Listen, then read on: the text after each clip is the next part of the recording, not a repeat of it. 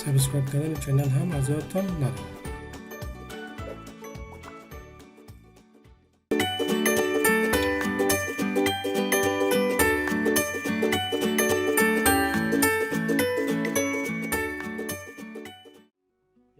کمان سنفسری داریم که بارمتش رو و پای متمرکز بالاش عمل کرده که ارتفاع کمانمون 6 متر و طول کمانم 20 متر است.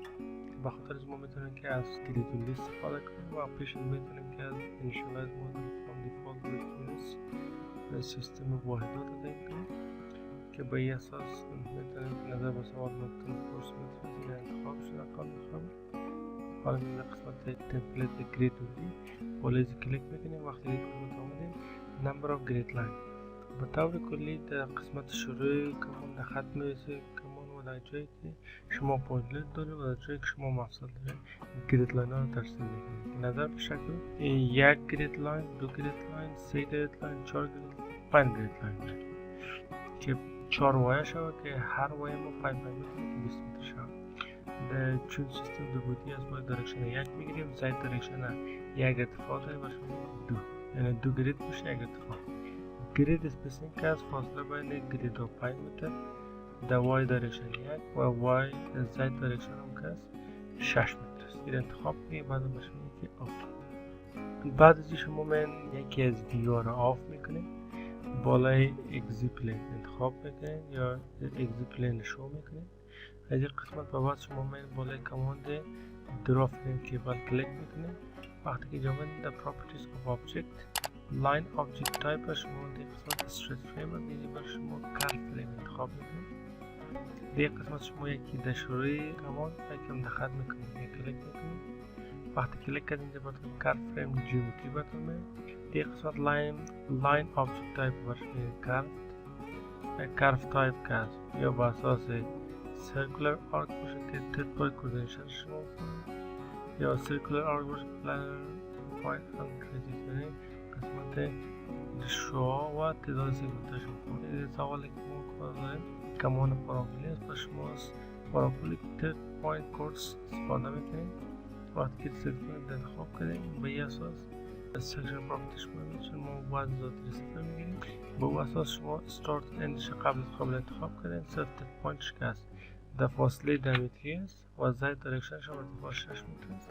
نمبر آف لاین سگمنتس است که شما میدونید که تقسیمات از این در فی متر دیگه، یعنی که طول کمان شما 20 متر است پس تقسیم 20 اگر کنه بشه 1 متر بشه پس این برش سگمنتی برش 20 انتخاب. کیپ از سینگل آبجکتیو اینسرت تا باقر شما افقات دیگه اضافه کرده نمید در جوینت ها کلیک کرده نمید و شما بریک اینتو ملتیپل ایکویولنت آبجکتس انتخاب میکنید. وقتی که شما انتخاب کردید بعد از شما این که اوکی. وقتی که اوکی کردید شکل کمان پارابولی ترسیم میشه. از این بابا شما دیگه که آف کنید در کرسر بین در شروع و ختم سیستم انتخاب کنید. در قسمت شروع و ختم سیستم انتخاب کنید. اساینمنت، جوینمنت، ریسترینمنت اتکای ساکن انتخاب کنید. از این بابا شما من در قسمت در define load pattern در load pattern self weight multiplier صفر میگیم زدی بشه. بعد مشروعی که اوکی. در قسمت تاج و کران کمان مفصل معرفی میکنیم چون کمان سیمانسالی است. این انتخاب میکنیم شما در اساینمنت در فریم در ریلیز پارشل تستیم در قسمت این شروع منبر است این ختم منبر است. پس دیگه شما اندشه هم دوزن هم مومنتوری را آف میده باشه که اپلای اوکی. باز منبر پالیش انتخاب میکنیم. اساین فریم ریلیز پارشل تستیم انتخاب میکنیم. نال این شروعش میشه ختمش میشه پس اند آف میکنیم. استارت انتخاب میکنیم و باشه که اپلای و اوکی. حالا شما در قسمت اساینمنت باشه که کلیر دیسپلی آف اساینمنت و شکل دارن تولید میکنیم و لیکن دیگه مفصل معرفی شد. از این باز شما بار منتشره و پایین لود دارید. دو پایین لود در فاصله 5 متری دیگه باز شما دارید. هر دوش شما سلکشن میکنید. اساینمنت جوینت لود در فورسز مقدار لود که بالای عمل کرده 20 است. از این باز منفی 20 انتخاب میکنید. اپلای میگید و اوکی. وقتی که اپلای اوکی کردین از این شما ضرورت به بار منتشره دارید. تمام منبر سر تا با آخر از کمان انتخاب میکنید. assignment framing distributed. وقتی که distributed آمده بار منتشر سر تا با آخر با اندازه 8.5 تن فورس بر متر است. این انتخاب میکنید. از این به بعد شما در لود پترن دید انتخاب میکنید. کوردینیت سیستم گلوبال لود دایرکشن شما باید برای گراویتی را نگیرید و ایکس پروجکت را نگیرید. شما میدانید که گراویتی پروجکتید یا زد پروجکتید ببینید که سادترین طریقه گراویتی پروجکتید است که نظر به سوال ما بار منتشر عمود بالای مستوی افق است. اما این میخواهیم که خود سافیر کالکولیت کنه که به استقامت خود یک کم از بو واسط ما باید گراویتی پروجکتید انتخاب میکنید. اشتیم انتخاب میکنید که اپلای و اوکی.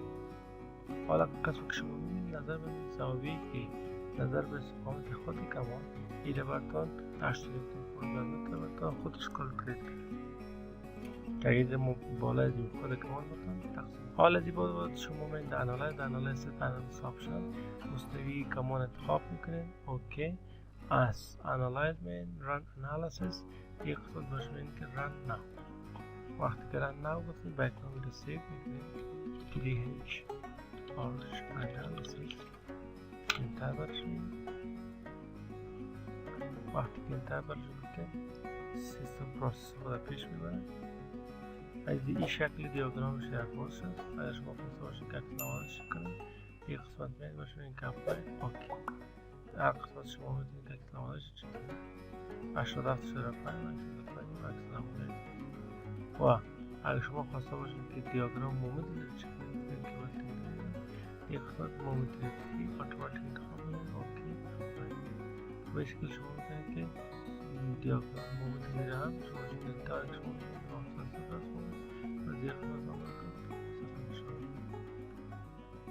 با این ترتیب اینجا مومنتان هم برتان مطابق اون هند کالکولیشن شما هم به ویل قبرتان ایره برتان پیدا میکن. اگر خواسته باشین که مقدار عظمی قیمت ها را شما خواسته باشین که در پارشن ببینید شما دارید که یک لفت کلیک یک رایت کلیک کنید. حالا یک قسمت در قسمت شما دارید که شما که مقدار مکس شیر مومنت و دیفلکشن باشید. اگر خواسته باشین که اکسل فورس چک کنه شما دارید که اکسل پینتی یک خود مقدار اکسل همتان شما یا به این ترتیب یا به این ترتیب شما دارید فریم که بلتون نمید و ببینید که اکسل فورس اپلای و اوکی.